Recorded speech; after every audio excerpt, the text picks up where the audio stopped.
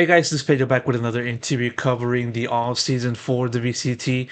Of course, now there's nothing really else to cover event wise, but fortunately for this occasion, I have someone within the professional Valorant scene in the tier one level just to sit down, converse with me, and just talk about what they're doing. As for exactly who that person is for this occasion, it's none other than Elevated. He is currently, most recently, been named the assistant coach for Global Esports. Of course, that team will be taking part in the VCT Pacific season for 2025. And of course, on top of just that, I kind of want to drop a little bit of some lore onto his significance onto this channel. Of course, he's been the guy that's been kind of showing me the way on growing my channel. So, for that, gotta give my acknowledgments for that on top of that. So still getting back to the main point, Elevated, thank you so much for making this happen. And just gotta ask you the obligatory first question, how are you doing?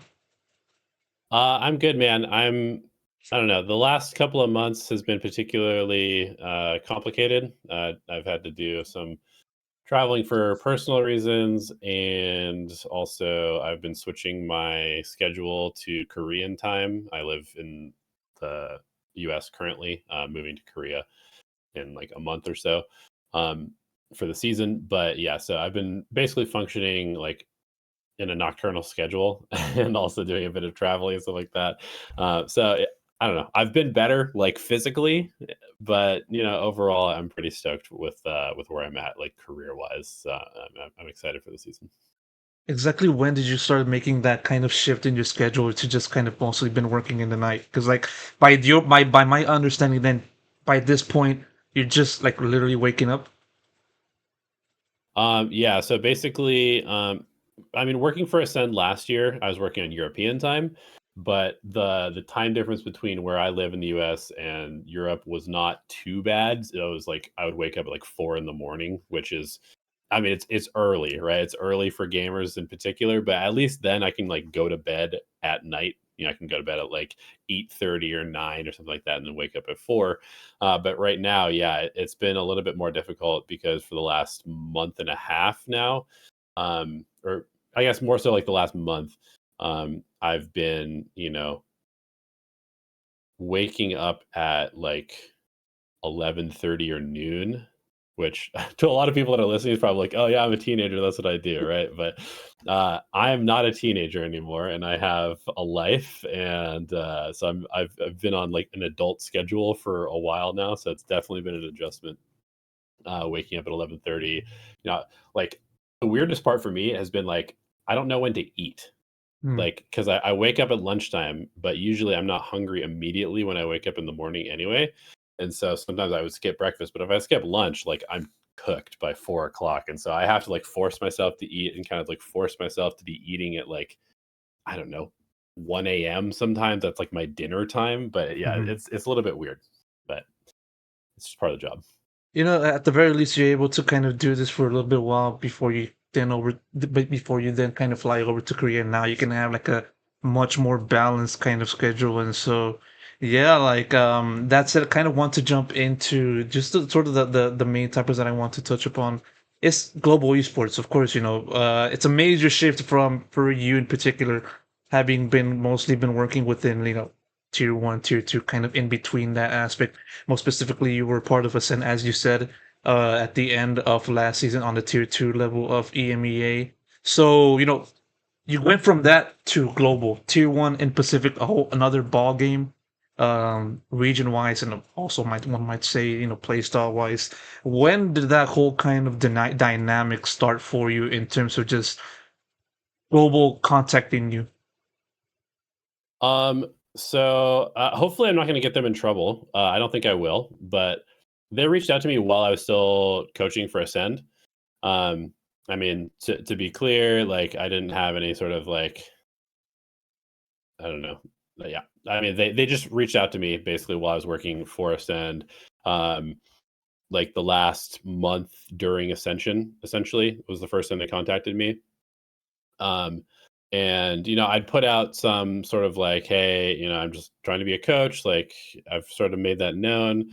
But while I was working with Ascend, I was 100% focused on winning Ascension. And so when Global reached out to me and they're like, "Hey, what are you doing next year?" I was like, "I can't talk to you right now because I'm trying to make it into VCT EMEA." So that's where I'm at right now. I can have a conversation with you after that, but until Ascension's over, I'm not talking to any teams. And so that's basically where I was at.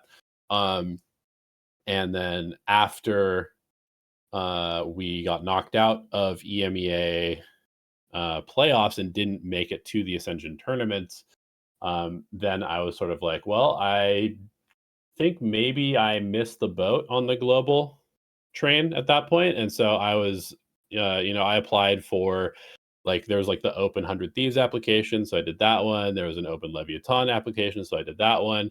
I think I applied to RRQ. I applied to Zeta Division. Basically just kind of like, somebody give me a shot, Mhm. Mhm. Yeah, and yeah, yeah. um, none of those ended up panning out. And then I think Global actually reached out to me again. I can't remember. I might have, kind of like hit them up after we got knocked out of Ascension, been like, "Hey, if you guys want to have another conversation, like I'm available now."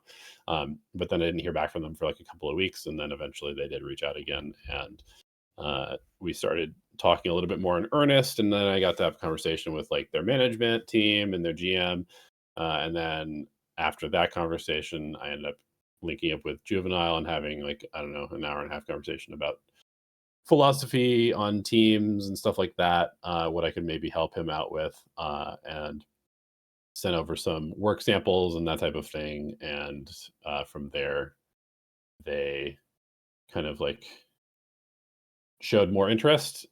It wasn't like an immediate thing, right? It wasn't like, "Oh Yeah. yeah, you've got the job," right? I mean, obviously they were talking to other people as well. They had plenty of other candidates, I'm sure. And just eventually they were like, "Hey, do you want to come in and watch some of the trial games? We're trying to put this team together now." And I said, "Sure." And at this point, it still wasn't even like, "Hey, you are going to be the assistant coach." Mhm. But I was just like, "Yeah, dude, get me in. Like, I want to work. I've been sitting around for a month with nothing to do and no prospects. So happy to just kind of like start getting involved with the team no matter what happens." And eventually things kind of solidified. And then I don't know, like I signed the contract 2 weeks ago or something like that. Yeah, I think it was around the time like I think it was like 1 week before the announcement was actually made, and I think Global put out a video about your inclusion, right? I think it was around that time, in margin wise. Yeah, yeah, yeah. Yeah, like rewinding back onto the time in which you kind of were in that initial conversation with Global. I mean, from how I kind of viewed, I kind of talked about it in another video of mine earlier around Ascension time, but the way the schedule was kind of created for tier two is kind of terrible in a way that for the teams that weren't able to reach ascension or were kind of eliminated early on in that competition, they would have like a sort of a head start to join the tier one teams, player wise to coach wise. And then for teams like Ascend, like for your squad, being relatively competitive, you kind of had to wait a while longer before having to get into these conversations. So once you had that initial conversation with Global, and then you kind of had to kind of focus on Ascend. Shortly after your time with Ascend finished, did you feel like maybe you weren't ever going to get into tier one or maybe even tier two at the end of the season? Yeah, I mean 100%. Like I have been around esports for I don't know, 8, 9 years now, I guess, something like that. And like actively kind of pursuing a career in it, I would say. And I mean, last year, like I put out a tweet. I mean, there's probably not that many people that follow me on Twitter, but I put out a tweet and I was being serious. Like, I have Yeah. 1 year to get into a team with a shot to actually compete in tier one, or I'm quitting. Like, I've been doing this for a long time. The schedule is not good. The benefits are zero. It's purely just like a passion thing. Like, the money is not good. I'm going to be perfectly honest. I've Hmm. made way less money doing esports for the last 8 years than I could have done doing basically anything else. Um, but I want to compete and I want a chance to like prove that I'm really good. And so I just kind of put a hard deadline. And I said, I have 1 year of 2023 into 2024 to get on a team.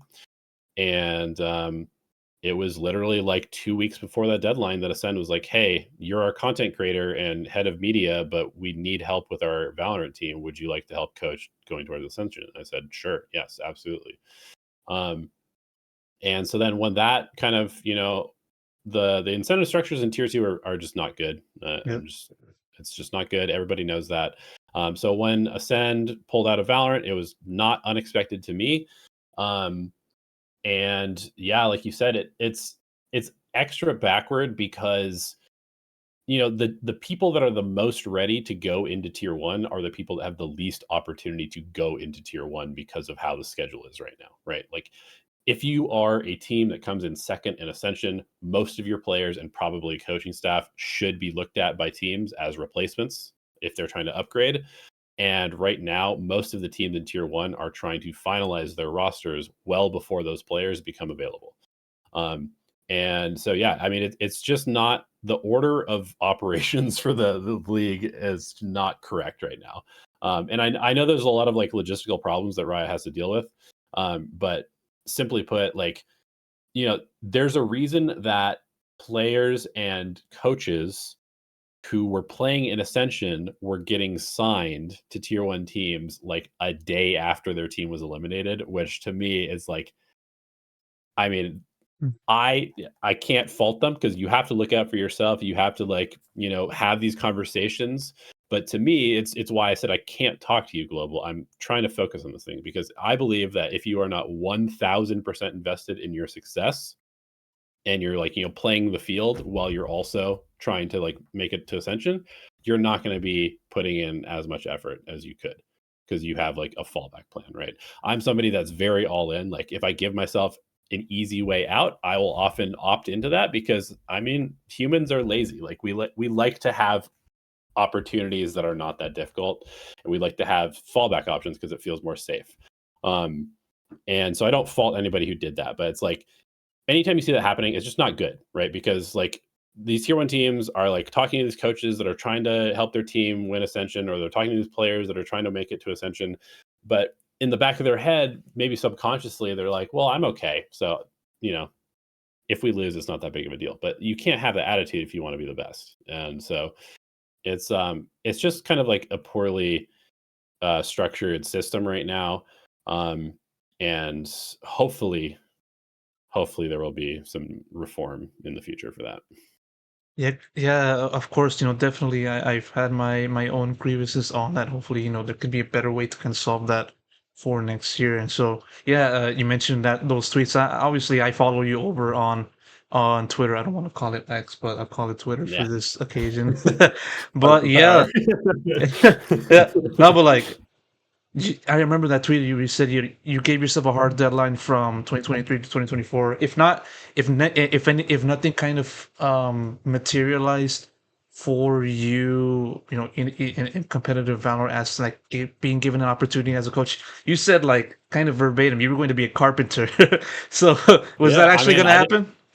I don't know. I mean, I did construction back in the day. Like, my path to esports has been kind of convoluted. I worked in some construction when I was like fresh out of college. I enjoy working with my hands. Like the money is good. The demand is extremely high for manual labor type of stuff. So yeah, I mean, like legitimately, that would have been an opportunity for me to go back towards. Um, and the thing is like, so I got the opportunity with Ascend. We had a chance. It was a slim chance, but we had a chance to make it to Ascension and make it into tier 1. So to me, that was enough validation to be like, okay, I will give myself one more year now, right? Because I did succeed, even though it wasn't like actual success. I did make it onto a team that had a chance to make it into tier 1. I got the validation that my ideas are impactful and I do know what I'm talking about to some extent. So I will give myself one more chance to see if I actually am good at this. And luckily, Global has taken that shot. There is a chance that I'm completely full of shit and I don't know what I'm talking about. That's always possible. Yeah. I'm going to be, I'm not. I don't think that I know everything, but I think that I'm good at what I do. And the only way for me to prove that is to play a season in tier 1. I mean, play a season in tier 1 as a coach, and just see if the results speak for themselves. And if they don't, and I'm terrible at my job, then so be it. I'll go do something else. I don't have a problem with that. I'm not delusional. But I need to actually try, right? I have to actually try to see whether my feelings about the game are right. And this is my opportunity. And I also did want to like quickly shout out NBS for Acend, because I think it's a Hmm. tragedy that he's not in tier 1.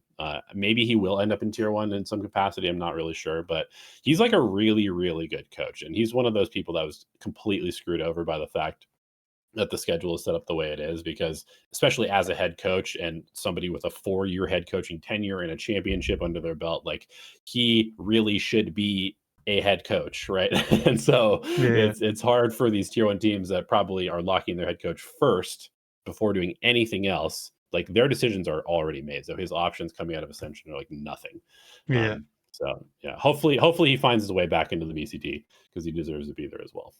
Gotta ask you about NBS. I mean, obviously, one cannot ignore the kind of things that NBS has done in this game. As you say, world champion. I mean, come on, 2021 world champion. Who's gonna ignore that? So, for you to step into that and having to, work under someone like him, what was the kind of feedback that he gave you, in terms of just kind of enhancing enhancing your prep work for the teams that you were working for in that split two for Ascend.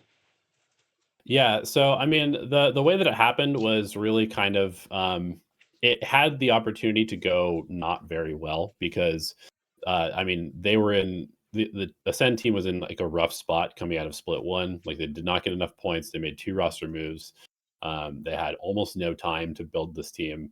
Um, I was sort of like thrown in as like, hey, we just need to put all of our resources into trying to make it to Ascension. So, NBS, you're now working with Elevated. We've never really spoken outside of doing a little bit of content here and there. Hmm. So I had to come in and just be like, listen, dude, I'm not trying to steal your job. I'm here to just win Ascension. It's the only thing that I care about. Um, I do not want any input as far as like how the team is run, unless it's to back up what you're doing, because you've already built the system. You know what you're talking about. You've won a world title. I will do whatever it takes to empower you to do your job better. And so that was like the first conversation I had with MBS. I had to get that out of the way, because I mean, let's be honest, esports is a political game. It is a lot of who you know and that type of thing. So it could very well be seen as like me trying to snake my way into this team, right? Hmm. And so I wanted him to know that he could trust me. And I think we kind of established that very early on. And then I was able to just kind of like bring my skill set to the team, which is, I'm kind of an ideas person. I like to look at stats. I like to um, really kind of try to expand the boundaries of what people can do in the game and how to think about certain situations. But also, I have a very, very, very long history competing. Like I played baseball through my entire like life. I played in college. I played like 6 sports in high school. Like competing and being part of a team is like in my DNA. And so I understand like team dynamics and like what can ruin a team and like how you need to communicate with people.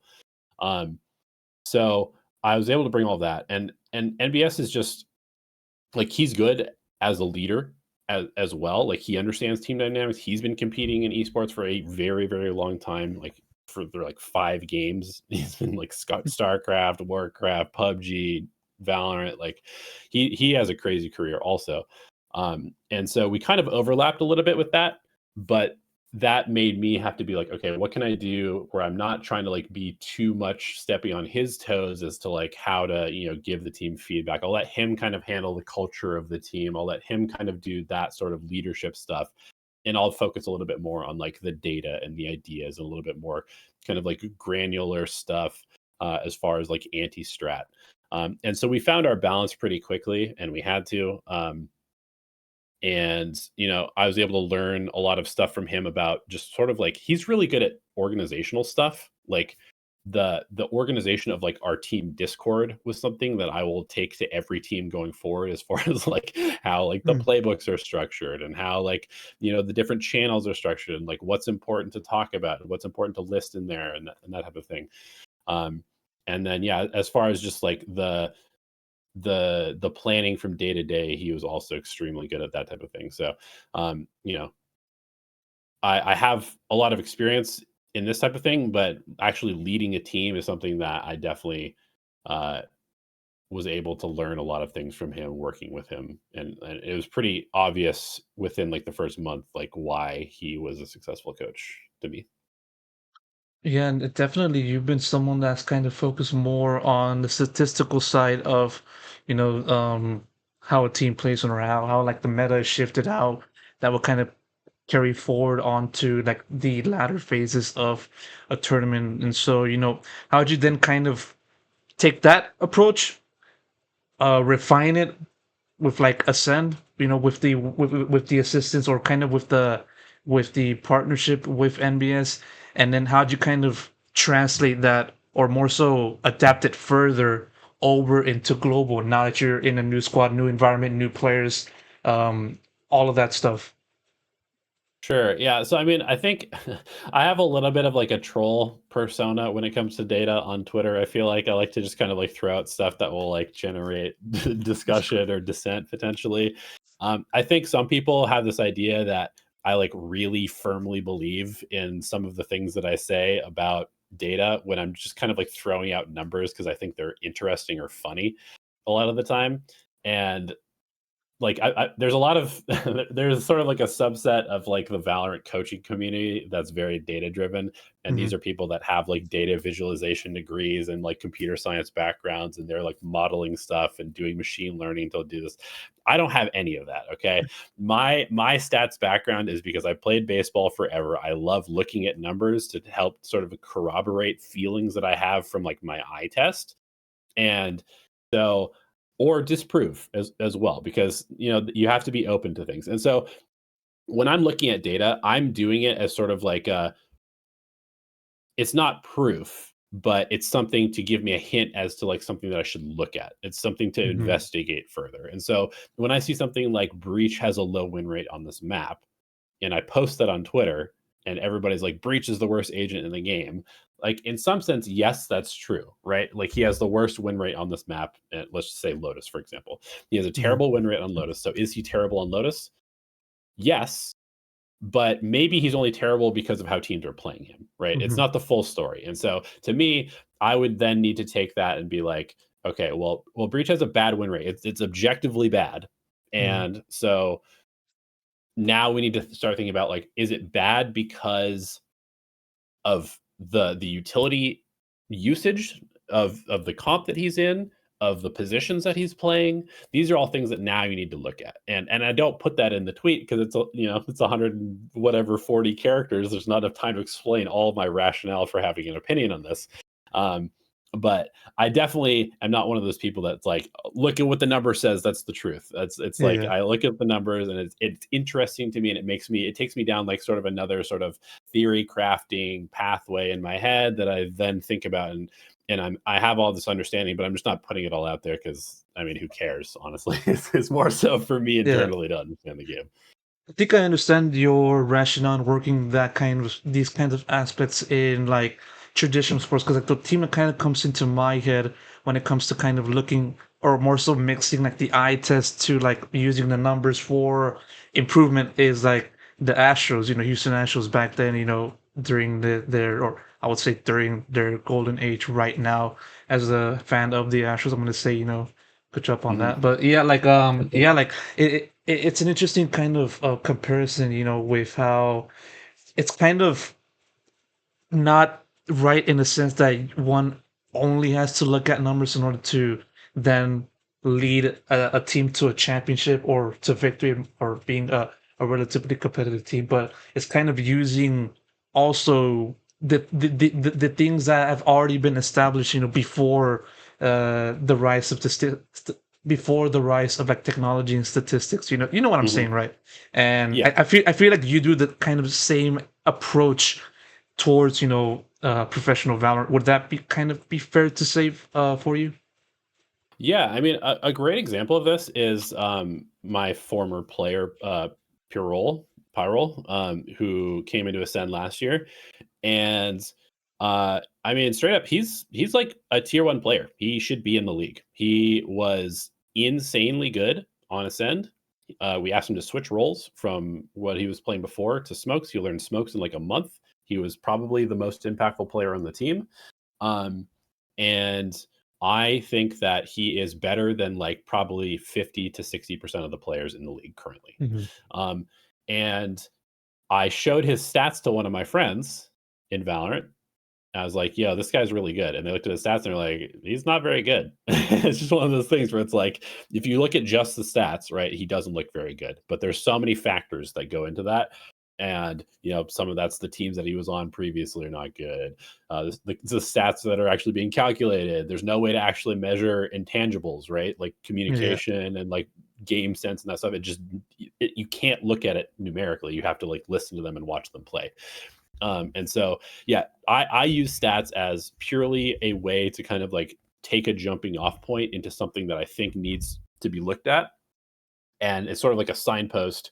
Maybe this, like, for example, one of my favorite things to look at is like first blood percentage. Yeah. And so I was looking at certain teams last year where like, I think it was Zekken was taking almost like 50%, if not more, of the first duels. And I was like, is that even correct? I don't know, Mm-hmm. and because that seems so high. And then you look at a lot of the other players and it's kind of an outlier, right? But then Sentinels is winning a tournament. So maybe it is correct in the current meta for Zekken to be, or maybe it's just correct for Zekken to be taking 50%. You don't really know, but at least it gives you a ways to kind of be like, this is something that is worth paying attention to because it probably has some relation to the results. Mm-hmm. Correlation is not causation and vice versa and all that, but at least it's something to pay attention to. And so now when I'm looking at, first blood percentage, I'm keeping this in mind, like let's benchmark this. What is the average first blood percentage of a duelist? And then plus minus, are the people that are above that winning a lot more in terms of the team results? If yes, maybe then there's some correlation. If it's completely random, then maybe we just need more data, or maybe it doesn't matter. And so it's just kind of like that's the approach that I like to take. And a lot of the things that I look at statistically end up just being complete dead ends because there's not enough data, or I don't know how to like calculate it for it to be more significant. And so I just have to kind of like throw it away. And a lot of times those are the ones that end up on Twitter because I'm just like, it was interesting to me. I don't have the skills to sort of like suss out the actual truth from this. So I'm just going to throw it out there and let people kind of like talk about it. And maybe somebody smarter than me will figure it out. Oh yeah, interesting points. And I think one other dimension that I kind of want to highlight, given your recent example of Pyro, is just like one reason why players like him that for people like you, is he must be absolutely amazing. But for the rest of the people, he's not as such. It's just kind of as you said, performance for the collective, for his teams. If you see a player like him, and then you hear talk about him being like, oh my god, he's gonna be the next like, or I'm not gonna say it like that, but like he's a great player, he should be picked up. And then you see like his success, or more so his track record with that team, and you see like a stretch of like fifth and sixth places, third places, fourth places. Many people are not going to be wanting to get a player like that, and I feel like that kind of hurts a player, that kind of player, from gaining like what's the right word, kind of stock value, Yeah. for their future prospects. And so kind of a little bit of a sidetrack onto that, but how often do you kind of see these kinds of players not get picked up because of just kind of um uh, the no success, or the lack of presence of success for the team that they've been a part of? I mean, it happens all the time. Upward mobility in esports is really difficult. I mean, it's just really difficult in general, right? It's hard to move upward in anything that everybody's competing for. And I keep saying this over and over and over that, like, as good as the players are in tier one, because everybody who's in tier one, I think at this point in 2024 deserves to be in tier one. I think, in 2022, there's some people that are hanging around who probably weren't good enough. 2023, even maybe some of the teams were not, they didn't have like the actual optimal players on their team. But everybody in tier one deserves to be there. But it doesn't mean that there aren't like, 500 tier two players that also deserve to be there, but they just aren't, right?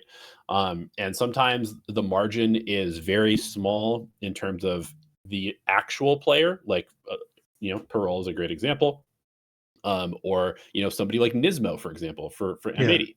Is he good enough to be in tier one? Absolutely. I think he's proven that over the last 2 years in M80. But is there a spot for him on a tier one team? No, because there's just simply not enough spots, right?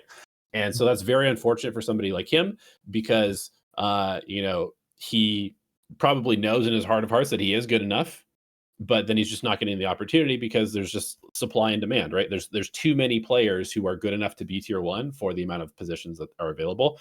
And then there's another sort of subset of that, which is like the tier two players who are good enough or could be good enough because they're close. But then they just need a little bit of better guidance because in esports, the level of like coaching and mentoring is not there.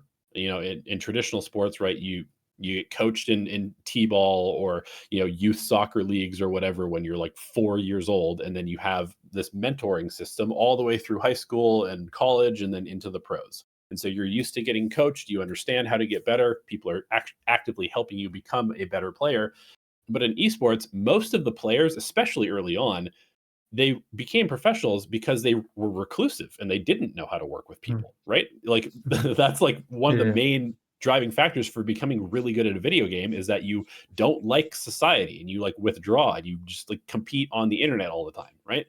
And so you're actually incentivized to spend less time interacting with people a lot of the time. And then you're like an 18, 19-year-old kid who is really, really good at a game, but you don't have the social skills. You don't necessarily have the ability to be coached by somebody because you've never really experienced. And so I've seen plenty of players, um, both in Europe and North America and APAC that are insane. Like um, again, I'll just shout out an Acend player like Cullum.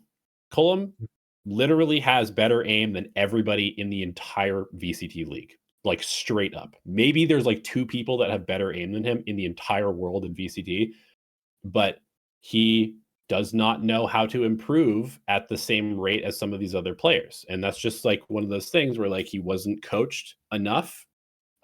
Maybe his personality is not as coachable as some other players. And I'm not trying to flame him either because like Yeah. he's Yeah. a great kid, really, really talented, deserves tryout spots. But again, it's just one of those things where it's like maybe in his tryouts he just didn't show up as well as he could. But it doesn't mean that his mechanical skill or his ability to be an insane player is not there, but it has not been nurtured to the point where he is able to realize that potential or get that shot. Mm. And so it's just like there's so much talent out there. Like everybody wants to be a pro gamer. Everybody wants to be Yeah. able to Yeah. play video games for a living. And the difference between actually getting that shot and not is luck, it's preparation, it's drive, it's going out of your way to like find people who will teach you stuff that you don't know. And a lot of times it's just unfortunate because people just don't even know how to get better. Like that's a Yeah. legitimate problem in esports is a lot of people just don't understand how to get better. Like you'd be surprised at how many teams they just scrim, scrim, scrim, scrim, scrim, scrim, scrim. They play like 9 scrims a day, do 0 VOD review and expect to get into tier one. Like it's never going to happen. You're just playing the game, right? Yeah, definitely. There's plenty of layers to kind of uncover on just why, such problems continue to persist. But yeah, it's kind of tough in a way to kind of emerge in a game so competitive and so tough to kind of be successful in Valorant. Not just kind of focusing on just trying to win with your team, but also trying to get into a team, period. Because, in this current era, or kind of like not even like there's like I would say less than 100 slots for players overall for each league. So yeah, there's many layers overall. And so kind of want to now backtrack towards the topic of you going joining into to global.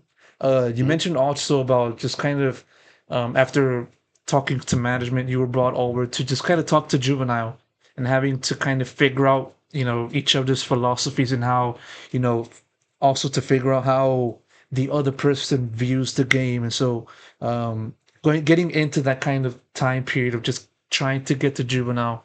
What was that period like? Just having to get to know him at first and just trying to figure out, what kind of what's there for both of you in terms of preparing for like the team in on a competitive sense. Yeah. So I mean, if it's not clear from that last sort of rant that I just had, I'm very skeptical of a lot of the coaches in the game. I think that they're especially early on, were a lot of people that were kind of just like friends of the team that were maybe good players and had good ideas, but don't understand how to be a good coach. And being a good coach is completely different than being a good player. Um, Obviously, you do need to have some sort of skill in the game. Or in some capacity. But I mean, I'm gonna be perfectly honest. Like, I'm not a good Valorant player. My aim is terrible. Like, it will never be good. I did not grow up playing PC FPSs, so I have zero chance of ever being a very, very good player because I just don't have the mechanical ability. Um, but that doesn't mean that I can't bring other stuff to the table.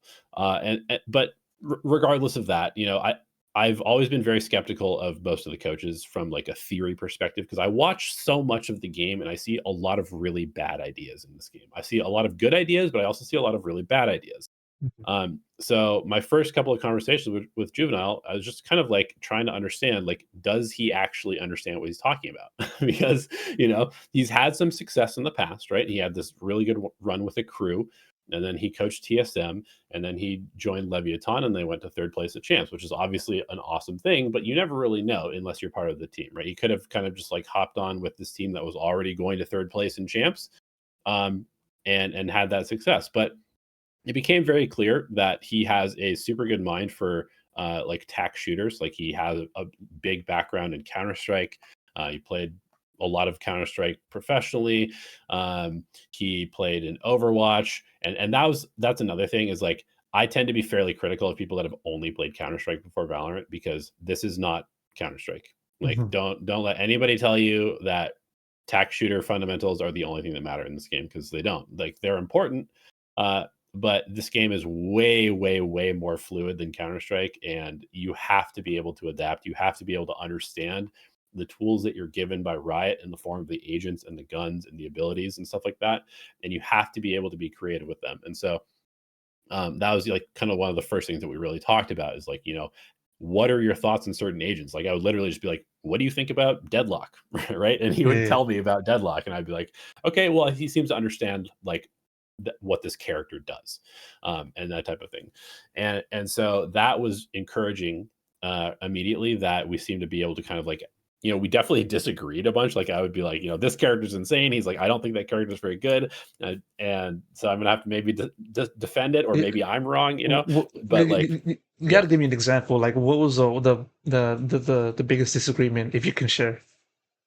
Um, I don't want to give too much away, but he doesn't think that Viper's that good at this Really, point. really. Like he thinks Viper has been nerfed too much.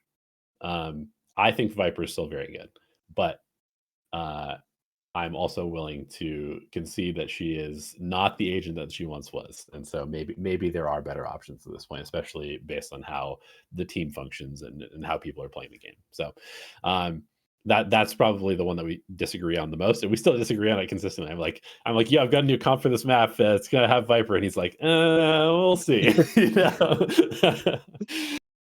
But yeah, so it's just one of those things where like it's good to disagree too, right? Because as long as both people are open, right? There's obviously some ego attached to your ideas, right? Because they are kind of like representative of intelligence to some extent, or at least like perceived intelligence. Like, is my idea good? Yes, we won. Okay, cool. Um, that must mean that I'm smart and I know what I'm talking about. But you also have to be willing to let things go and not take it too seriously.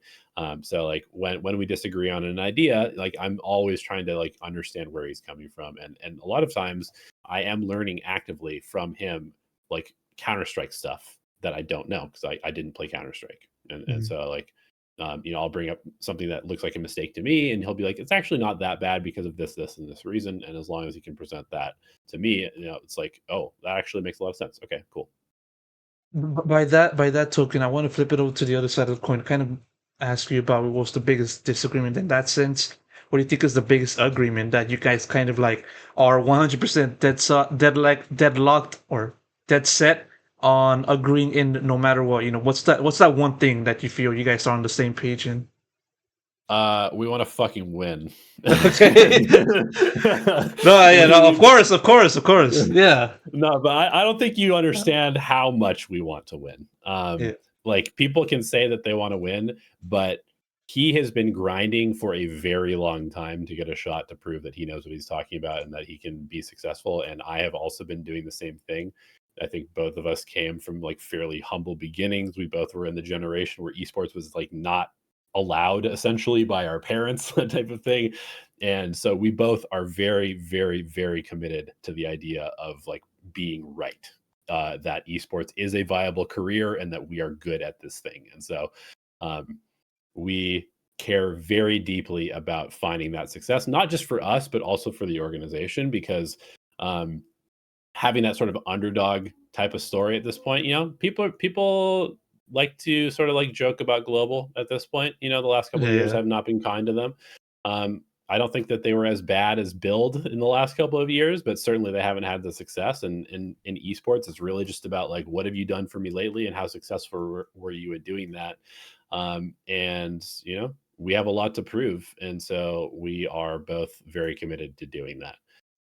And then also, we both agree that this game is not Counter Strike, so we're open Yeah. to adapting as the game evolves. Yeah, I definitely am in agreement with that. The fact that Valorant is Valorant and Counter Strike is not Valorant, so that you can kind of make that a trio in that sense. So, yeah, you kind of mentioned a little bit on global, and you kind of also mentioned about their past years. Of course, from how I see it, of course, this team has not been able to be in the position that they want to be in, but still, they've brought yourself and also Juvenile along to steer the ship and lead the squad into potentially making Masters or also contending for the VCT Pacific title. More so on just kind of asking you about your experience in the org thus far. How have you kind of viewed the support for this org? Because it's not just like when people look at global, it's not just like the team itself and just kind of where it's from. In a lot of ways, it's kind of the support that they receive because like I would say like the support is probably to the same extent as like Paper X in terms of just there being a lot of fans, like a lot of fans voicing their approval, support, negative stuff. You kind of understand what I'm saying in that aspect. And this team, the fans want a winner. And so Yeah. how'd you kind of look at the kind of support that, and also pressure, I would say, in just having to deliver on the chance that you've been given? Yeah, I mean, I would probably say that Global has the most pressure of any team that has never had a 500 or better record in like the world, right? Yeah. Um, and I think that's great, honestly, because we could literally become like the APAC Sentinels, like with success, because the fan base is there. Like people want to win; they want this team to win, um, and so all we have to do is deliver. We just have to deliver the wins. And the management understands that as well. They That was like one of the first conversations that we had, because like VCT teams, they have a variety of incentives from Riot in the past. It was publicized, right? Like the marketing budget, the content budget and stuff was getting cut. So Riot's basically saying like, you have to win. Like you have to win to be successful in this game, and they understand that. And so we are all aligned on that particular goal. But beyond that, the org has been really great, just as far as like they also just love esports. Like it's really clear that the people that are involved, like they're all gamers. They really like esports as an industry. They're optimistic about the future of esports as an industry. They're not sort of like cold businessmen trying to extract resources from the industry. Um, you know, it is a business, but they also just really like going to events and like being part of gaming and like competing and that type of thing. And that's a very good sign to me. Yeah, for sure, and definitely, it's kind of interesting you said that it's like the Apex Sentinels, and sure, the team has been able to be successful competing in South Asia before the start of the partnership era, but yeah, like, I mean, still, like, for you to say that, what gives you the idea that they are exactly the Sentinels of APAC?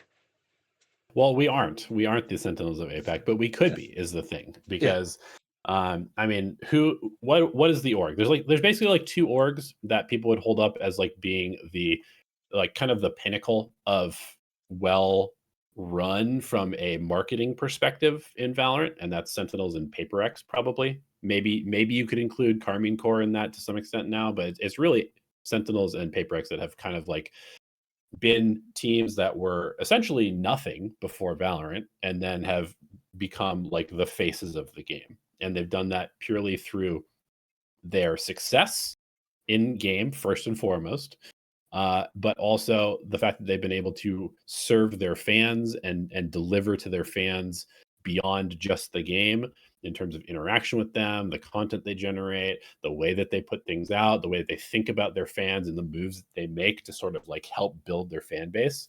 I keep saying this, I keep praising Rob Moore. Like, it's obvious that this dude used to run Paramount, right? Because he was like a C-suite executive for Paramount Pictures, one of the biggest movie studios in the world. He understands business, and a lot of the moves that Sentinels make are very, very smart business moves. Even though it might seem insane to be paying Tens and Tarek absurd amounts of money to basically rep their brand, but they've essentially like cornered the Valorant market as Sentinels fans because they have Mhm. like the biggest people promoting it. Um, but it wasn't just like they paid them to put the billboard, right? It's not Tarek just does put up like the billboard for Sentinels, but then he's just Tarek, right? He's Yeah. like deeply involved in the organization now, and same with Tens. Um, so yeah, I mean, I see the same type of potential for GE to bring this back to the question, which is that like these guys are very smart that are running the org. Like it might seem like they've done some insane things because of like their rosters and like the fact that they're not picking up Indian players and all there's a lot of things that people have criticized them for.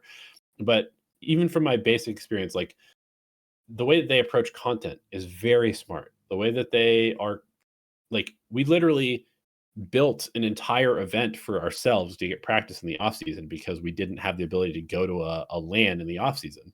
Like that's not something that normal teams are doing, right?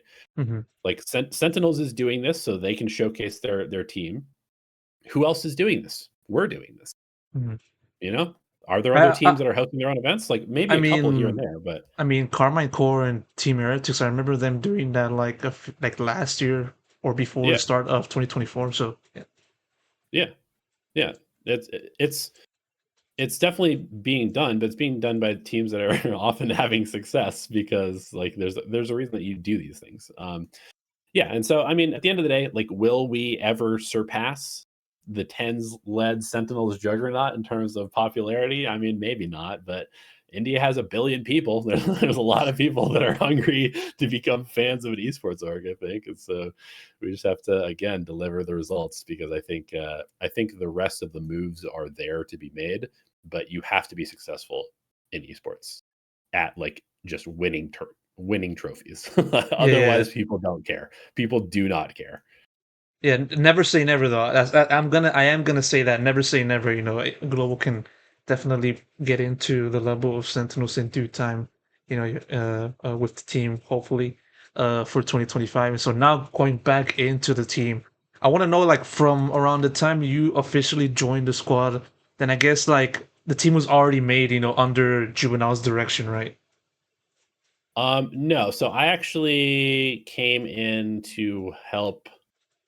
Uh, we had a big sort of like open tryout process. I was not there for that. I think there was, I don't know, several hundred people that applied and tried out. Um, and then the closed tryouts is when I came in. So I think Hmm. I saw most of of the closed tryouts. I think there was like 90 people that we were trialing when I joined the team, and so I just Hmm. watched all those scrims and gave input as to who I thought was good. And basically, myself and Juvenile and the rest of the management aligned on the five players that we settled on pretty Yeah. pretty pretty consistently. Okay, I understand it because I kind of had the kind of thought that maybe like when you joined in, the team was already set. But thanks on the clarification on that. And so, now talking about the team itself, which consists of Kelly S, Crystal, Papi, Patrick Who or Patrick Watson, and UdoTan. a very interesting set of players that are looking to join the squad. I will say though, as a little bit of a caveat, Papi having to change his name from PapiChulo is the biggest tragedy in the face of humanity. As someone that speaks Spanish, I mean, I definitely been love. I definitely love that name. So tragedy on that, but still, having to look at this team for 2025. Just want to ask you the first general question. First, what kind of led to this org selecting these five players for the 2025 season?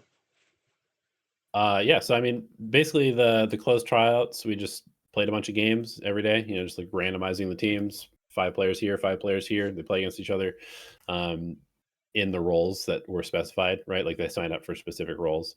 And then we just kind of watched all the games, listen to them talk, listen to them communicate, listen to them call.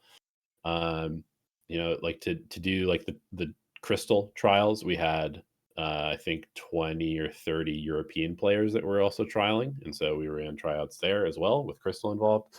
Like he wasn't flown to like Southeast Asia to do that, and then we just kind of whittled it down based off of what we were seeing. You took notes every day, gave feedback every day, kind of like narrow until we had about, I think, 15 people kind of.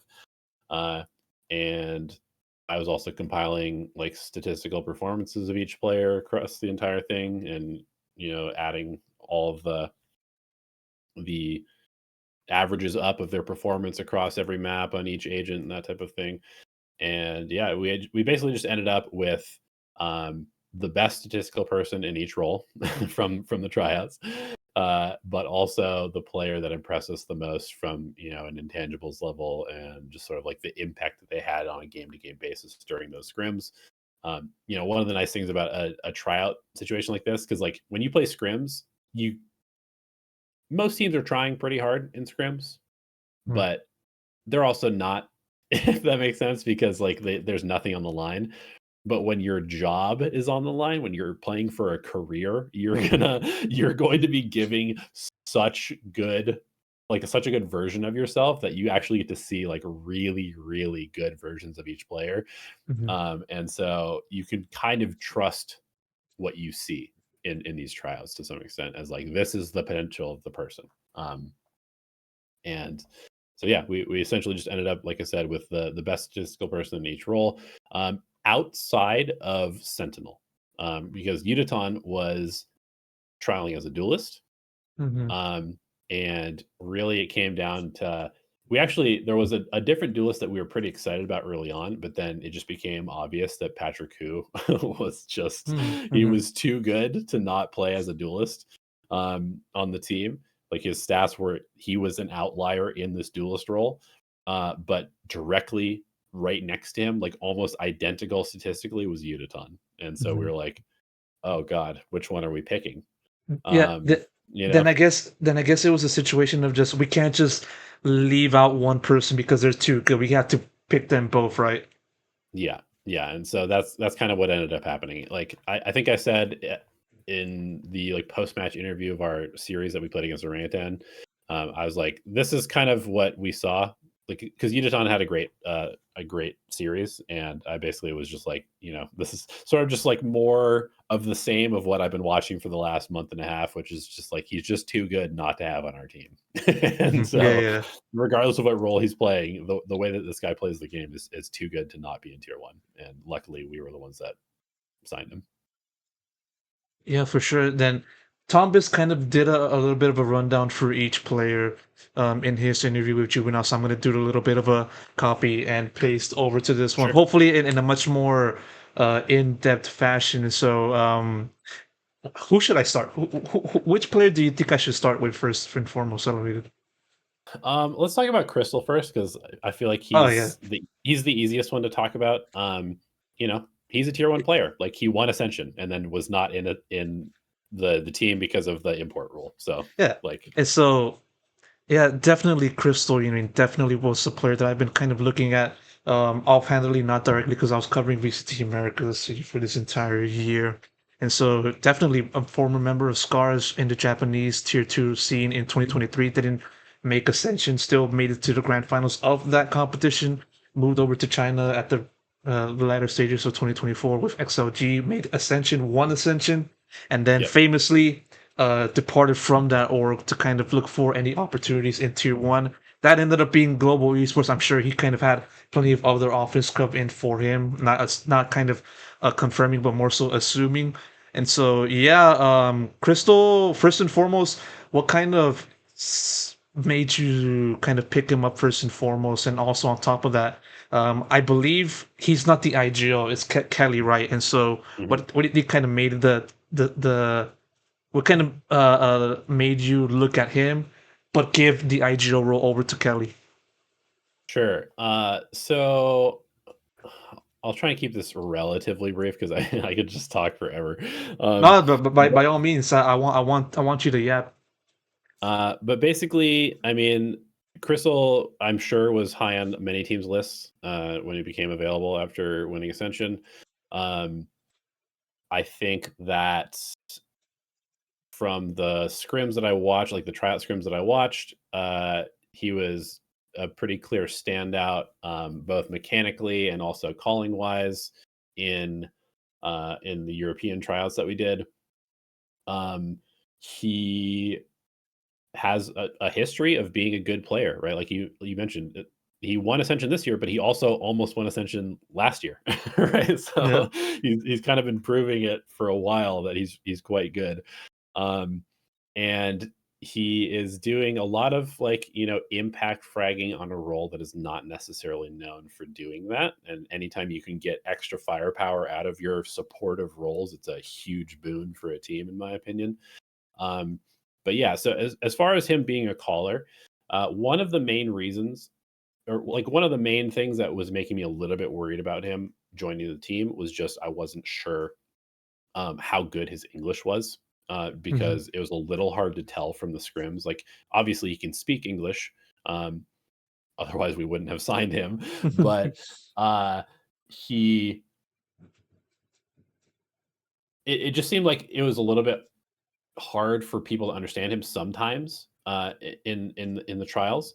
And so I worried that coming into a team that I knew was going to have multi nationalities, it's always a concern, right? Because this game is so communication based, and so it's like when you have a Korean player who is speaking English as a second language, talking to a Russian player who's speaking English as a second language, talking to Filipino players who are speaking English as a second language, you have to just kind of understand that not everybody is going to be as clear as maybe you or I speaking English, right? Hmm.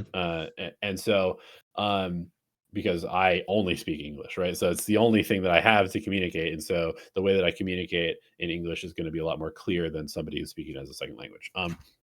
So long story short, he was definitely in the talks as being the IGL during the trials. Like he trialed as an IGL. Um, but then it just became clear that we had another acceptable option for the IGL, and so I'll just kind of segue into Kelly a little bit here. Kelly is a very good communicator. Like he's very very clear in his communication. It's very easy to understand him. Um, and honestly, a lot of my fears about Crystal's communication were sort of unfounded. Like when I heard him in our actual scrims, he is much more clear. It is definitely easier to understand him than it was in the trials. His English is better than I thought it was. And so realistically, maybe he could be the IGL, but Kelly is also very good at what he does. And so we've got a nice dynamic of having essentially two good IGLs on the team. And we've found a nice balance where they can help each other call. And it's not all just the load is not entirely just on one person. Yeah, yeah. Much more kind of do it in a way in which there's not much issues for each given player to kind of do their role and do so sufficiently. That's kind of how I see it, right? Yeah, so I mean, we Kelly's the main ideas, but Crystal is more than welcome to give ideas and sort of like make important calls when the moment calls for it. Essentially, Would it be fair to say that like he's the secondary caller? behind Yeah, Kelly. yeah, that's the easiest way to put it for sure. I understand. And yeah, Kelly, now focusing onto him, just sort of on top of just focusing on his communication and how much more clear that is than that of Crystal being the, I mean, what kind of brought him over to the field? Because like up until this point, I believe you can correct me on this on Kelly, but he's kind of mostly been competing in the Filipino second tier of Pro Mhm. Valorant. So yeah, like despite all of that, though, you know, what do you think? What do you think of some of the biggest things that stood out for you and Juvenile that ultimately, you know, signed him as the IGL? Yeah, so I think the main thing that really stood out to me about Kelly in the trial process was that he was like one of the only players that was actively sort of like trying to get his teammates involved in the team culture of like the scrim team, right? Which is crazy because usually it takes a while to build culture, right? In a team, you have to Yeah. like figure out who each other are and like like mesh your personalities and like come up with your in jokes and that type of stuff. But Kelly was in these scrims with players that he's never played with before, and he would be, gassing up somebody when they made a nice play. He would be like setting up somebody for an opportunity to do something. He would be kind of like, and this was consistent too. It'd be like he would scrim with four players, and then the next scrim would be maybe two of the same players and then two new players, and he would immediately sort of like reach out to the new players and like integrate them into the team. Okay. And so to me, that was really, really impressive because leadership is something that is incredibly important to consistency and like team mood and just the ability to like show up every week. Um, and so that really stood out to me. And then on top of that, he was also fragging out. Like while he was calling, he was also still statistically one of the better players in the server every single game. Um, and also, every time that we would have him on the same team as patrickWHO, he would be, throwing perfect utility for patrickWHO to pop off. And I was like, okay, this is a nice little dynamic that we've got going on here. And they're already kind of, you know, hooking each other up with some good plays. And they're both from the same country, which is helpful as well. We've got a little bit of like a older guy, younger brother type of dynamic going on here, maybe. So all of that was just sort of points in Kelly's favor.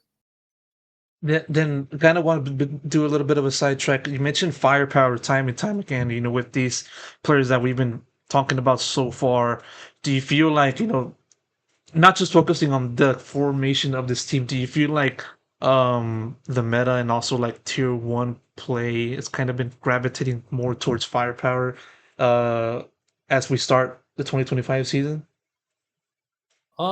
That's an interesting question. I actually haven't really thought about like the global overall team meta of like how teams are being formed. I'm kind of a traditionalist in where I think that like yes, maybe it is good to try and get like the five best players possible to form a team, but also there's a lot of team dynamic stuff that you have to pay attention to, right? You can't just necessarily throw, five Osbosses and with five different personalities and the team will be the best team in the world, right? Yeah. Um, and so yes, it's very important that everybody can shoot at a certain level, and you have to be able to have that impact. Like you can't have dead weight in tier one, otherwise you're not going to be successful.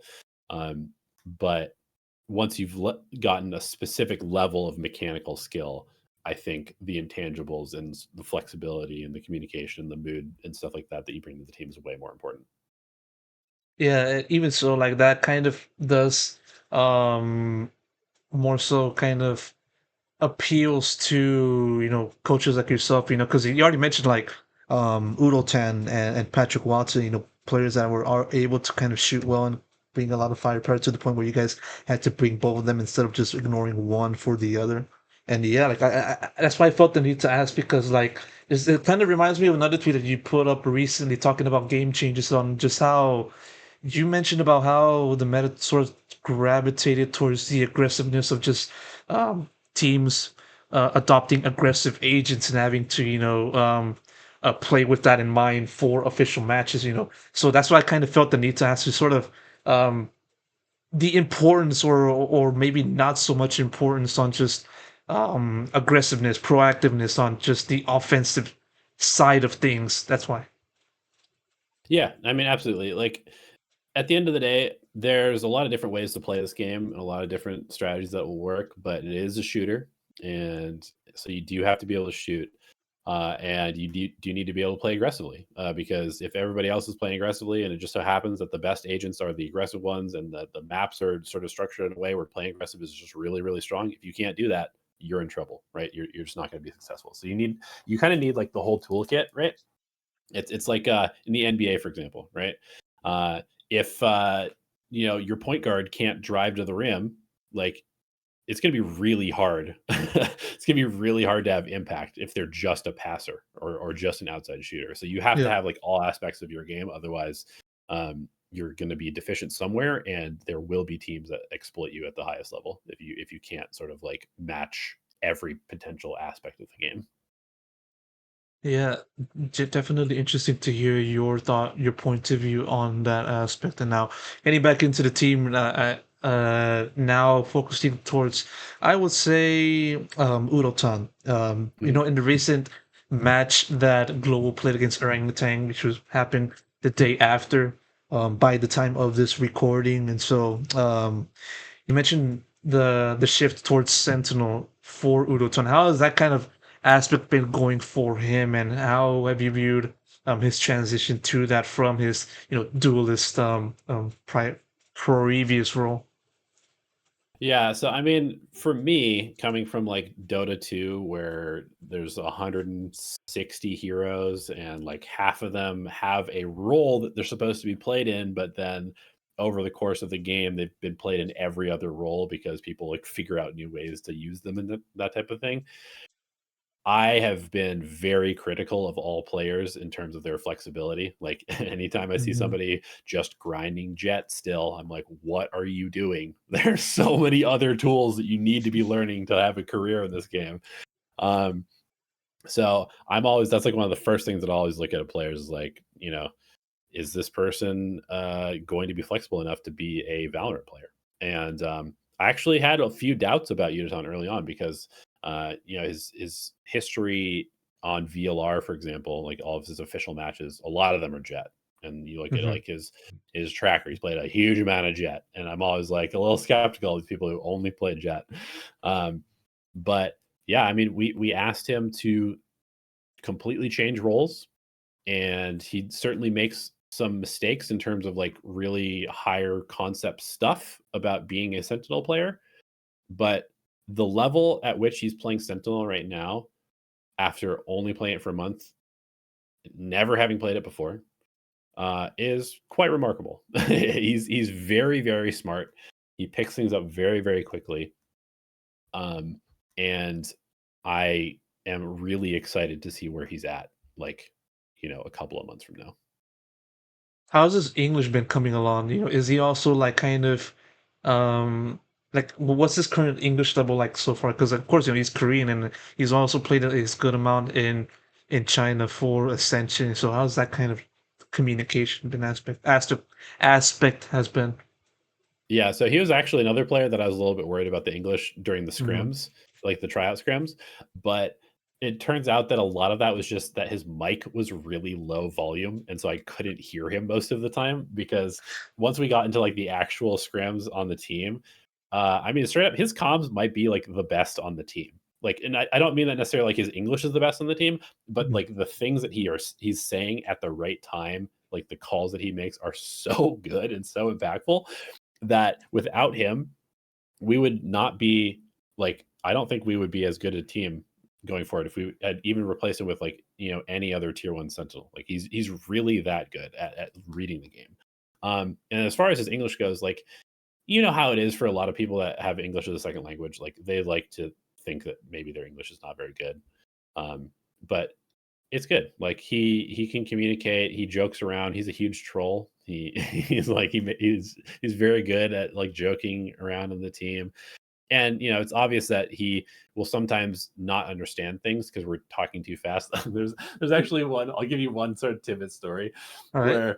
where Juvenile is calling a pistol in a scrim, and and Juvenile he's very American. He likes to just kind of like talk fast, loud. He just expects people to understand him.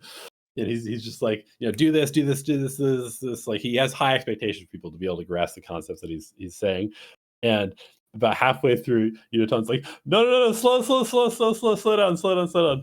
And so then like afterwards, I was like, okay, I need you to do these two things. And just like A, B, okay? And so it's like sometimes there is a little bit of that like loss in translation, but I mean his English is definitely passable. It's good enough to be part of the team. It's good enough to be like one of the boys at the boot camp and like hang out. And it's probably just going to get better through playing with this team. It's definitely not a concern for me at all. No, definitely. Hopefully, I can have a chance to interview him in the future, just to kind of look at how his English level is, and how it might improve from now to the future. And so, kind of a little bit of an off topic again. How do you kind of rate his trolling?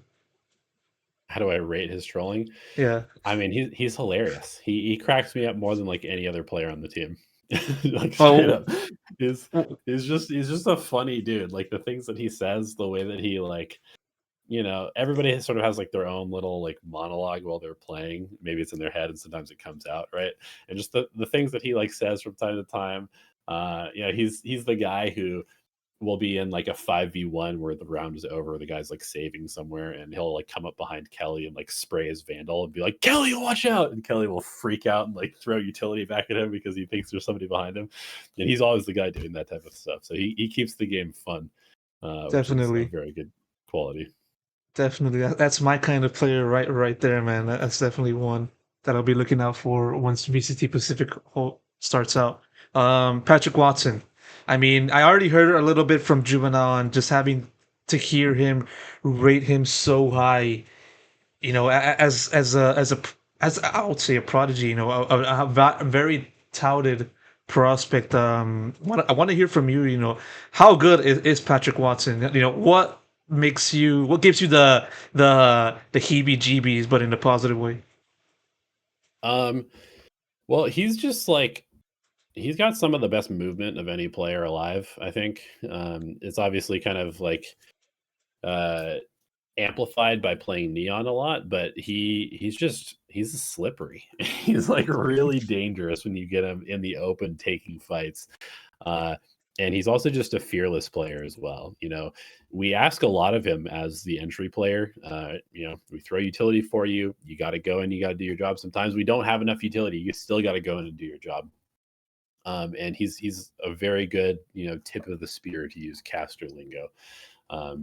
And yeah, I mean he's definitely a raw player. Like he has to figure out where that line is between being too aggressive and being too passive. And it's very, very fine for duelists, especially in the current meta with Neon, because sometimes you have to be insane on this character because otherwise you don't maximize the value that you can get. But also it's really easy to throw away games. And so, we take the good with the bad and just kind of like continue to give him feedback and make sure that his confidence is high, and the level that he can be at is very, very, very, very high. He's somewhere in the range of could be the best duelist in APAC to certainly will be in like the top 3 or 4, as long as we don't like you know royally troll with our coaching, which I think we will be able to do. Um, but also, statistically, it doesn't matter, right? Like, he was definitely getting a lot of hate in our first match that we played because he didn't have great stats for a duelist. But also, he was taking space when we needed him to. He was sending it in. He definitely made some inexperienced mistakes, but those will just get ironed out over time. And he's only going to get better. Right now, like on the level, right now on the ranking of all of the duelists that are in BCT Pacific, where do you kind of rank him right now? Right now, mechanically, I'd say he's like probably like top 2, Hmm. top 3. Um, experience wise, like he's got a ways to go, but the Yeah, potential is definitely there. yeah, for sure. And now I kind of want to go into the biggest tragedy name wise of all time. Got a statement for last, Papi. Well, one other thing that kind of heard from in regards to to Juvenile's interview once again. This is sort of how of an obstacle it was to bring him over because he was very. I think he was like probably the core piece of his prior team Yeah. in the Philippines. So you guys had to kind of do a lot of convincing to make that happen. But yeah, outside of that, what do you kind of see in Papi that brought him over to the team, and why do you kind of view his inclusion to the squad and having to just kind of acclimatize to this new environment? Yeah, so I think most people have kind of had him on their radar for the last couple of years. He's like been a very consistent performer in the Philippines. A lot of people have been calling for like Team Secret to pick him up, for example. Um, and it's just kind of been undeniable that he's like a very good player. It's kind of one of those things where it's like, there's just not enough slots for all the tier one smokes players essentially in the league. Um, and basically during the tryout process, it became pretty clear that APAC has a glut of duelist players and flash players, and Sentinel players are also pretty high up there, but the level of like the smokes players and the recon players was not as high as I wanted it to be. And so that's another kind of reason why we picked up Crystal, is that he's just the best Sova that we trialed, like by quite a bit. Um, and the same was kind of true for Papi. Like he was just the standout smokes player. Like it was very clear as soon as we put him into a trial team that he was just better than all the other smokes players that we trialed. And so honestly, he didn't even trial that long. I think he might have played the least amount of games out of all of the people. Like we were pretty sure we wanted him from the Mhm, yeah, beginning. yeah. And then we put him in, and the results kind of spoke for themselves. And we were just like, okay, he's the smokes guy. There really aren't any other options for us at this point. Yeah, and definitely like he's one that kind of have the most eyes on just sort of how he will fare on the tier one level, and just kind of not even focusing on the name itself. Still, which is one thing that I'll be looking at, but more so just that as well. But yeah, like at the end of the day, what you guys ended up with is nationality wise with three Filipino players, one Russian and one Korean, and that asks you just kind of with you ending up with picking up three players from the Filipino tier two scene, what does that say just about the tier two scene over in the Philippines? Do you feel like it's kind of looked at in the same way as like Turkey in EMEA tier two whites and just having to see so many players from that country come over, or was it just kind of like a coincidence or something like that? So I mean, again, not to continually reference my history in Dota, but Philippines was like the powerhouse in APAC in Dota. Like they were the country that consistently just had the players that would go on to like take the next step out of like just regional Filipino teams into other teams. And there would be a couple guys from like Malaysia or Singapore or Indonesia, but it was really like the Philippines was sort of like consistently pumping out really good players. And so I think the esports culture in the Philippines is quite good. I've actually never been to the Philippines. I'm excited to go at some point, but just from everything that I've seen over esports over the last few years, it's just like the appetite for esports in the Philippines is very high, and it's resulted in a lot of people being invested in it, and they have very strong fan bases there, and a lot of talent comes out of there. And so I'm not too surprised to see that come over into Valorant. I wasn't necessarily, looking at the Philippines as like the number one region to watch out for in APAC over the last couple of years. I just haven't had time to watch all of these games, but I've seen good players from Singapore and Malaysia. I've seen good players from Vietnam. I've seen good players from Indonesia. Seen good players from the Philippines. But yeah, I guess it doesn't really surprise me that we've ended up with a bunch of Filipino players, because they've always been kind of like on my radar as an esports country.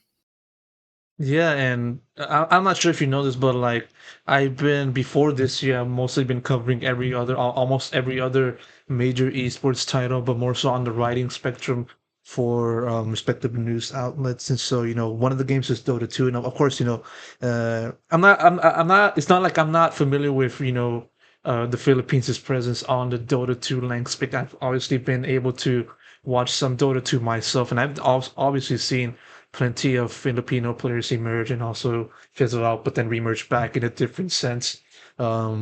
on the tier 1 level. And so I kind of ask you, as a fellow Dota 2 aficionado, someone has been following the Dota 2 scene prior to getting into Valorant, what do you kind of see the difference between, fanfare and popularity and just sort of the competitiveness? Because between Dota 2 and Valorant 2, sure, you kind of already touched upon it in your previous answer, but I kind of want to know in a much more deeper sense. Are you talking about just like the game Dota versus Valorant, or are you talking about just like Filipino The culture and the second one, yeah. okay. I mean, like I said, I'm not super tapped into the Filipino scene. I'm just aware that they are good at video games and they like their video games. Um, and yeah, I mean, they just have. I think maybe one thing that's really nice is that the Philippines in general is like pretty English centric. I mean, obviously they speak a ton of different languages there, Tagalog being the main one, but also like Bisaya, and plenty of other dialects and stuff like that. But there's a lot of like English crossover, and like America and the Philippines have a really good relationship country wise, or they have in the past for a long time. And so I feel like the accessibility for Filipino players to like the global stage is maybe better than a lot of other countries. I'm kind of an idiot when it comes to like geography and other cultures, but it just seems like it's easier for Filipino players maybe to transition into a more sort of like global stage or team than maybe a team or maybe a player from like Malaysia. I don't know. The culture seems to be a little bit easier or something like that, but also the language barriers maybe a little bit less harder to overcome. Yeah, because I've definitely been able to talk to a few Filipino players as well on the Dota scene, and so yeah, like definitely interesting how you kind of view the difference in that regard from my most recent question. And so now, roster set. Now you guys mostly focus on just getting a lot of rounds under your belt, or more so a lot of reps under your belt, and having to build that camaraderie to the point where you guys can contend for a spot in Masters Bangkok, and then all the other ensuing events for 2025. And so that said, um, as you guys now focus towards just improving before the start of 2025, would you kind of view where global stands against the rest of VCT Pacific, and would you kind of place them in like in a ranking or such? Um, I mean, it's really hard. This is going to be a very cop out answer. It's really hard to say just because there's a lot of roster shuffling that happened. Like we don't really know what T1 is going to be like. We don't really know what the new DRX is going to be like. We don't really know what most of these teams are going to be like. My goal is to make playoffs. So I will put us in the top 6 for split 1. I guess what is it? We have the kickoff tournament or whatever, right? Yeah. Yep. So, do I think that we're going to make Masters Bangkok? I think that's going to be very tough, just because we are a very new team. I wouldn't put it out of the realm of possibility, but I think we're mostly focused on number one, just improving every single day, getting better and better and better. We will end the year in the top 6. We will give ourselves a shot to go to champs, and I'm fairly confident that we will be able to recognize that. My Mhm. goal is to go to the Toronto LAN and then to go to champs. That is what I want to do. Um, if we make it to all 3, sick. Yeah, because I kind of listened to. I had the opportunity to talk to plenty of people for my channel, specifically during the 2024 VCT Americas season. And one kind of person that I kind of remember the most when I listened to your answers, Josh RT of G2, and he kind of mentioned about how sure it'll be fine to look at qualifying for a Master Shanghai as like a major success, but for him, like he kind of mentioned time and time, and the main point was to be uh to make champs and just be in a position where you can kind of compete for the title. G2 was able to do that. And so, in a sense, they kind of did complete their goal. And so, I do understand your sense about for you, like, the main goal is to, like, make champs and just contend over there, right? Like, number one overall, no doubt about that. Yeah, I mean, there's a lot of reasons for that. I mean, first and foremost, like again, the Riot incentive structure, like you get a lot more money for the skin bundles if you make it to champs. Yeah. So yeah, it's very important for everybody's like career to make it to champs. Um, and then yeah, I mean, who doesn't want to play at the World Championship? I mean, God, I hope that Vitality and Karmine Corps and Gentlemates are all good next year because it would be so fun to go beat them in Paris.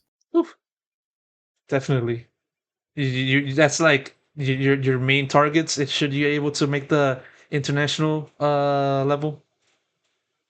Those teams in particular? No, I mean, it would just be fun to beat the French teams in France, but I'll beat anybody on an international stage. That'll be very satisfying. Oh, for sure, for sure, for sure. And now, kind of want to touch upon a few topics outside of just that. I mean, one thing that kind of catches my curiosity, just like I know you've been doing a lot of content pieces for Ascend, most specifically Cosmic Divide. With now you getting into global, is that is that are you gonna have to put that like in indefinite postponement? Yeah, I mean, I can't really do content for multiple orgs, even though Yeah. Ascend is not in the scene anymore in Valorant. But yeah, it's. I think I will do a couple more episodes, um, but I'm not totally sure what the future of that show is. Hopefully you're able to like continue that in any sense, maybe after your stint with global, after you're able to accomplish your goals. Of course, that's the most important. But Yeah, I yeah, mean, hopefully TMV doesn't completely disown me as a friend because I like to think that we actually have a pretty good chemistry on the show, but maybe it's all just a persona that he puts on. It's possible. He's a psychopath, so I mean, you guys had like 60 episodes, under your belt, right? So it should be like some friendship there, right? you would think so. I would think so, but you really think so, man? No, I'm just playing. Uh, Chris he's a great guy. I love what he does as far as his streams, and it's been very fun to do the show with him. yeah, for sure. I mean, Kev, want to talk about TMV? What's he like, as a player? I was gonna say as a player, but As a as player, a, he's trash. As a player, okay. he's trash. As a person, I mean, he has a lot more character than I think a lot of people in esports do. Like he's in it for the love of the game, and he really is. He's like what you see on stream. He's very genuine. He's a good person, and he is not sort of like out to play the politics game and climb the ladder in esports. He just loves what he does, and so I respect that a lot. In many ways, he's kind of following a similar path as you in terms of just creating content within the Valorant scene. Obviously he's been kind of successful in that, doing his own work on top of just having the Cosmic Divide show with yourself. And so, still, I know you're not TMV first and foremost, but like, do you feel he can kind of get into coaching, or is that something that he's not really that interested in? Yeah, I mean, I think so. I mean, people who follow TMV will know this, but he has a degree in coaching. Like he literally Mm, went to university to do coaching, and so he's probably more qualified than like basically every other coach in the yeah, VCT, like from a interesting. professional standpoint. The question is, does he want to? Because if you can have a really good time, make decent money, hanging out in your hometown wherever you are, that's a pretty good deal. I am having to leave my family, move across the world, uh, endure probably untold amounts of stress for the next 9 months for potentially a very unreliable amount of money, depending on how good we are as a team. And so it's definitely a completely different career path that requires a little bit of um, a different mentality, and I can't speak to how TMV feels about that type of thing. But yeah, it's not just like you just go be a coach. Like you have to give up a lot of things to do it, and you have to be willing to do that. Yeah, and I mean, on top of just having to do this as an interviewer and you being the interviewee, I've been able to just look at your path and just having to, see you support me in building my channel, and then now me, looking at your road and just being so happy that you've been able to be given a chance, because that's the thing that people want first and foremost. getting a chance, and now you have that chance. Yeah, thank you, Pedro. I mean, listen, like, you've mentioned this a couple of times. Like, I reached out to you when I saw you doing your interviews because you're like one of the only people that was like giving a voice to all of these players. So, like, it's really, really important for the health of an esports scene to have insight into the players and into the coaches. Like, you have to give them a platform to say that and say what they want to say. And Riot does a pretty good job of this with like the post game press conferences and that type of thing. But a lot of like the shoulder content outside of the game is really, really important to just like letting people become fans of the game. Because most of the time you're not just like a fan of the esport, you're a fan of like a player, or you're a fan of a couple of players, and then that gets you invested in watching the games. Um, and so you do a very good service for the game. And so I wanted to, just make sure that you could like capitalize on the good work that you're doing, because it's just one of those things where like a lot of times good work does not get recognized, and sometimes it's because maybe your thumbnail is not very good, and so that can be part of it. And so I'm all about supporting esports as a whole become a successful and good industry. We've had a lot of missteps over the years. There's been a lot of bad decisions that esports executives and people involved in the scene have made with sort of, profit motives and trying to extract value from the scene instead of add value to it. And I tend to fall fairly far on the other side of the spectrum of like, I just like video games and competing, and I would love to make it a viable career for anybody who wants to do that, myself included. And so, yeah, I think it's just really important to support people that are doing good work and clearly doing it for the love of the game, as opposed to like, again, trying to extract something out of what is actually a fairly small industry at the end of the day. Video games as a whole is billions and billions and billions and billions of dollars, but esports is like, we're still trying to figure it out. We we Yeah, haven't really figured out how to be profitable yet. And yeah. the more people that come in and try and just like take a little bit out, they set the entire industry back, and it's not good. Yeah, it's definitely not good, but it's definitely good seeing your journey and being in this position in it. So, thank you for the words that you've given me, and I'm pretty sure you appreciate the words I've been giving you, and hopefully, we can kind of touch upon this much more. A few more questions before I wrap it up. Sure. First off, you kind of brought out an interesting point early on in the conversation, even like most specifically in a few points in your most recent like answer, so to speak. But more so, you kind of mentioned about how you kind of view how there's been plenty of I don't want to like. I'm not sure if I get this correctly, but more so like you've seen plenty of like bad coaching on the tier one scene. You can kind of correct me on that. In what way do you feel the coaching is at that stage? Is at that state at the tier one level, and how are you kind of trying to like curtail that?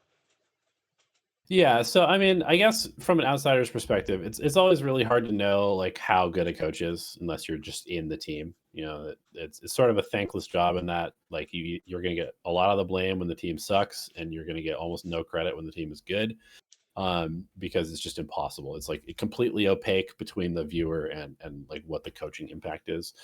Um, Basically, a lot of my criticism of the current state of Valorant is that people are not taking enough chances. They are not trying to expand the game in terms of how they think about the game, how they approach the game. I am of the belief that we should be counterpicking agents. You should know that a neon is bad against certain agents and it's good against other agents. You should pick the agents that it's bad against, because it fundamentally makes the agent harder to play. And if you can make the game harder for your opponents to play, that is an advantage that you should be exploiting.